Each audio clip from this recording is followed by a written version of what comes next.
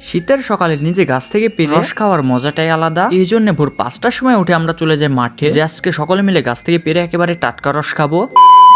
আসসালামু আলাইকুম এভরিওয়ান, সবাই কেমন আছেন? তো দীর্ঘ কয়েকদিন যাবত ভাবছি ভোর ভোর থাকতে ঘুম থেকে উঠে গাছ থেকে একেবারে টাটকা রস পেরে খাবো। অনেকদিন ভাবার পর ফাইনাল আজকে সেই দিনটা চলে আসলো। আমরা সবাই কালকে রাতে ডিসাইড করে রাখছিলাম যে আজকে একেবারে সকাল সকাল ঘুম থেকে উঠবো। চারিদিকে এখন অন্ধকারই প্রায়, ক্যামেরাতে হয়তো ফর্সা ফর্সা লাগতে পারে, কিন্তু বাস্তবে একেবারে অন্ধকার ছিল, তার উপরে আবার কুয়াশা। আরে ঠান্ডা ঠান্ডা কুয়াশার ভিতরে আজকে আমি চাদর পরে আসছি রস খাওয়ার জন্য, মানে বিষয়টা আজকে অন্যরকম হয়ে গেছে। তো এসে সর্বপ্রথম একটা গাছে উঠে যাই। আপনারা হয়তো ভাবতে পারেন যে আসলে আমরা রস চুরি করে খাচ্ছি। এই ধারণাটি সম্পূর্ণই ভুল, কারণ রস চুরি করে খাওয়ার কোনো প্রশ্নই ওঠে না। আমাদের এদিকে প্রায় সব বাড়িতে গুড় করে, আমাদের এই দিককার প্রত্যেকজনেরই একটা দুইটা হলেও খেজুর গাছ আছে। আজকে তো আমরা নিয়াত করে আসছি যে সবাই মিলে রস পারবো, কারণ গাছ থেকে নিজে হাতে রস পাড়ার পর রস খাইতে আলাদাই মজা লাগে, যে মজাটা আপনারা কিনে খাইলে অবশ্যই পাবেন না। আমাদের তো প্রতি বছরই এইভাবে রস খাওয়া হয়, বছরে 2-1 বার চুরি করে খাওয়া হয় রাত্রে। চুরি করে খাওয়াটা মূলত হচ্ছে মজার জন্য। আমরা যদি রাত্রে পিকনিক করি তাহলে এগুলো হয়। আমার বাড়ি তো রসগুড়ের এলাকায় হওয়া সত্ত্বেও আজকে আমার এই বছরের প্রথম রস। এই বছরে তো আমার এখন পর্যন্ত একবারও রস খাওয়া হয় না, তাই ভাবলাম রস যেহেতু খাবো সেহেতু একটু অন্যরকম ভাবে খাওয়া যায়। আর অনেকের তো ইচ্ছা থাকা সত্ত্বেও এইভাবে রস খেতে পারে না, যে পারতে না পারুক অনেক লোক আছে যারা একেবারে গাছের গুঁড়া থেকে রস খেতে চায়, খাইতে পারে না। আর আমারও তো রস খাইতে অতটা ভালো লাগে না, মানে রসগুড়ের এলাকায় বাড়ি তো এই জন্য এই বিষয়টা অত মনে হয় না। যাদের এলাকায় এগুলো নাই তারা অনেক আফসোস করে,